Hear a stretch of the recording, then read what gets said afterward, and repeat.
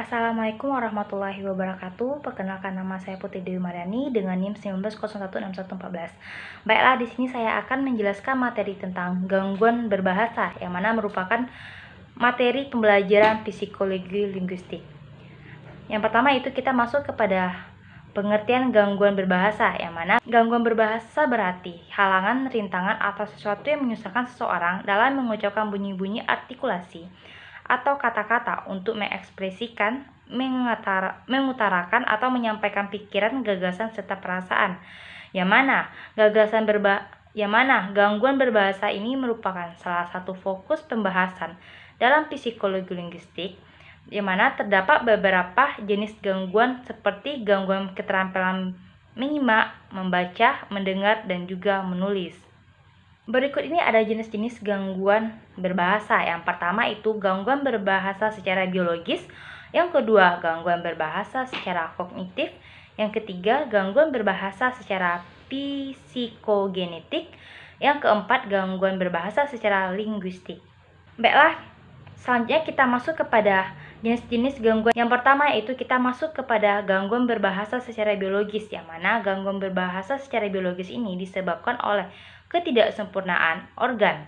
Contohnya yaitu yang dialami oleh tunarunggu, tunanetra, dan penyandang gangguan mekanisme berbicara.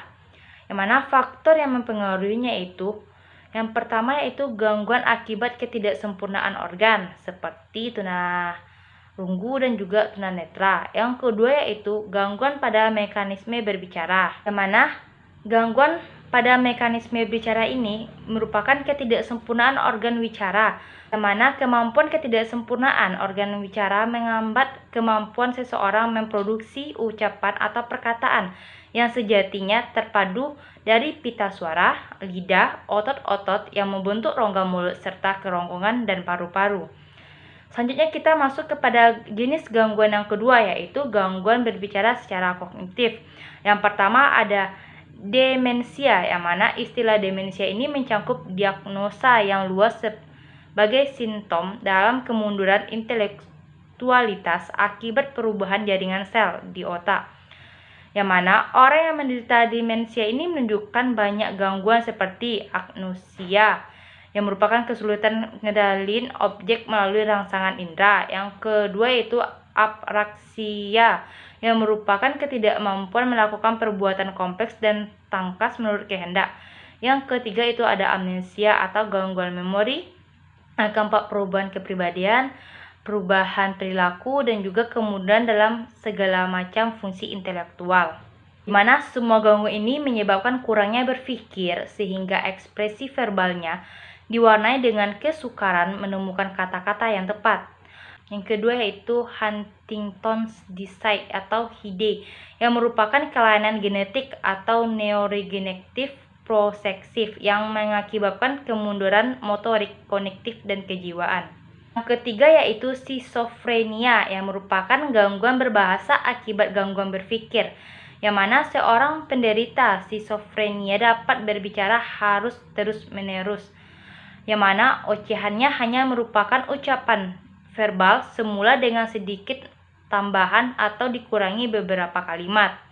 Yang keempat yaitu depresif, yang mana orang yang tertekan jiwanya tampak dari gaya bahasanya dan makna curahan verbalnya, di mana curahan verbal depresif ini dicoret oleh topik yang menyedihkan, menyalahkan diri atau mengutuk diri sendiri, kehilangan semangat kerja dan gairah hidup, serta tidak mampu menikmati kehidupan, dan juga cenderung marah, dan juga malah cenderung berupaya untuk mengakhirinya. Selanjutnya itu kita masuk kepada gangguan yang ketiga, yaitu gangguan berbahasa secara psikogenik, yang mana psikogenik ini yang pertama yaitu berbicara manja, yang mana berbicara manja merupakan kesan atau keinginan untuk dimanja, sebagaimana anak kecil yang membuat perubahan pada cara bicaranya. Contoh fonem S dilafalkan dengan C sehingga kalimat sakit sekali susah sembuhnya menjadi cakit cekali cucah sembunyi. Yang kedua itu berbicara kemayu, yang mana menurut si Harta dalam CHAR 2003, istilah kemayu mengacu pada perangai kewanitaan yang berlebihan, yang dalam hal ini ditunjukkan oleh seorang pria, di mana berbicara kemayu dicirikan oleh gerak bibir atau lidah yang menarik perhatian dan lafal yang dilakukan secara menonjol atau ekstra gemulai dan memanjang.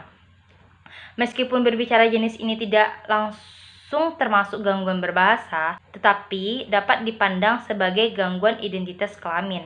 Selanjutnya itu berbicara gagap, yang mana gagap ini merupakan berbicara yang kacau, tersendak-sendak, mendadak berhenti, lalu mengulangi suku atau mengulangi suku kata pertama, kata-kata berikutnya, serta berhasil mengucapkan kata-kata itu, kalimat dapat diselesaikan.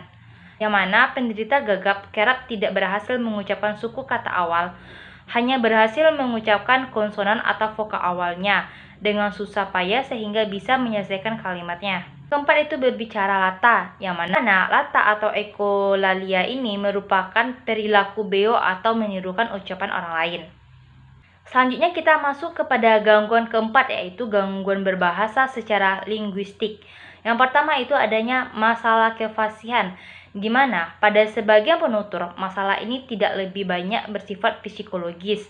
Misalnya, yang terjadi pada orang gagap atau latah. Pada penutur lain, masalah ini bersifat fisiologis yang mana menyangkut kesalahan formasi atau pengolahan organ artikulasi seperti mulut, lidah, langit-langit, pangkal tenggorokan, dan lain-lain.